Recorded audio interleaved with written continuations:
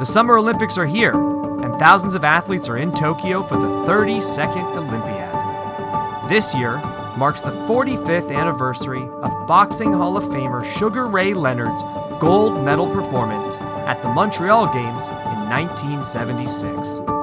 Leonard sat down with NBCLA to reminisce about those games, the current state of boxing, and a whole lot more.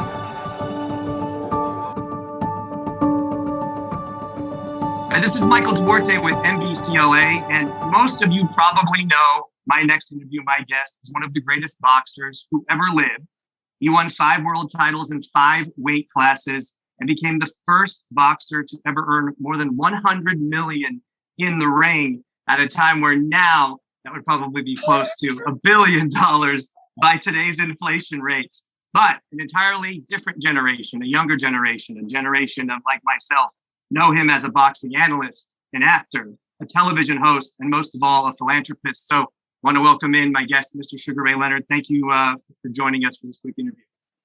Hey, Michael, how you doing, buddy? I'm very good. So before I get into the questions, everybody here needs to go watch Sugar Ray Leonard's fight against Tommy Hearns in 1981 in Las Vegas. That early lesson that I took from it after it was over, that no matter how bad things get, and this is in the ring or out of the ring, you're never out of the fight. You know what I mean? Like, you never give up. So that's going to segue into my first question, because that was a very inspirational fight for me. As the man in that ring, down on all the cards after 12 rounds, seemingly impossible to win, through the judges' scorecards at that point. What, your left eye swollen shut, needing a miracle, a knockout to win the fight. What was going on in your head? How were you able to dig deeper?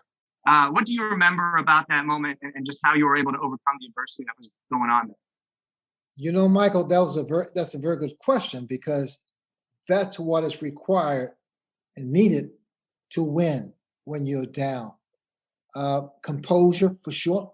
And the thing about it, my trainer, Angelo Dundee, gave it the right soundbite. He gave me the right soundbite, I should say. He said, "You're blowing it, son, you're blowing it." But he said it with such, I don't want to say fear or whatever, but it was just the right tone. Because we as fighters, we know when we're losing. We know.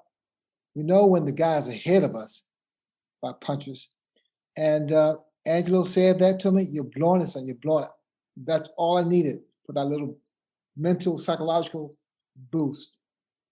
You've been in memorable fights over the course of your career, including that fight, including obviously the first fight with Roberto Duran in Montreal, where you won the gold medal. And you're probably the best of what they call the Fabulous Four, which includes Thomas Hearns, I just mentioned, Duran, Marvelous Marvin Hagler. So of all 4 of those guys, you fought all of them many times in some cases. Which one of those is your favorite to fight against, and which fight of those 4 guys was your favorite? To be perfectly honest with you, Michael, none of them. They each had their own significance. They had their own way of competing. Roberto Duran, I tell you, they call him manos de piedras, hands of stone. When he hit me, the first, this is in the first fight, he hit me, and I'm like, who else is in this ring?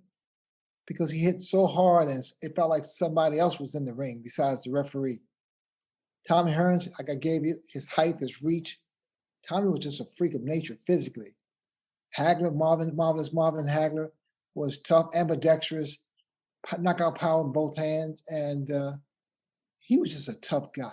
Just a seriously tough guy who, if he gets you going, gets you hurt, it's over too, for the most part. Well, that's going to lead me to a follow-up question in a second here. But because you mentioned Manos de Pietro, the Hands of Stone, right? We all know the Hands of Stone movie that came out about, Roberto Duran's life and career. So 2 quick questions for you. When are we going to see the Sugar Ray Leonard biopic? And what did you think of Usher Raymond's performance of you in that? I love Usher, man. I thought he put on a good Ray, without question. In fact, we worked together a couple of days. But Usher did a fantastic job. Your next question was what? When are we going to see the Sugar Ray Leonard biopic? That's, I think that's on the table right as we speak. Because I always wanted to do my own thing too. I wanted, in fact, I wanted what's called Fabulous Four. Me, Hearns, Hagler, Durang. We all fight, show us, behind the scenes and behind the fence or the face. I said, let's do this before we go, guys. I was joking about that, but Marvin Hagler not being here, the marvelous one not being here, it's going to be really tough. But I think it needs to be shown. I mean, I'm looking forward to it. I agree. I would watch that movie. I'd write that movie. Heck. Yeah. So back to the question that came about when you were talking about facing Hagler. That to me, and in all of your press conferences that you led talking up to it, you were dropping seeds, you said, playing mind games with him, trying to get him to change his style a little bit so that it conforted to you in perfect faction. So when it comes to the sport of boxing overall, the greatest that ever do it, it's not just the physical gifts they're given, it's also the psychological ones. So my question to you is, what do you think is more important in your career? Was it just the physical gifts, or was it the psychological part of the sport as well? I tell you, Michael, one thing can't just do it. I mean, whether you're fast, good hand speed, or if you're powerful, I mean, it all takes, everything needs to come together.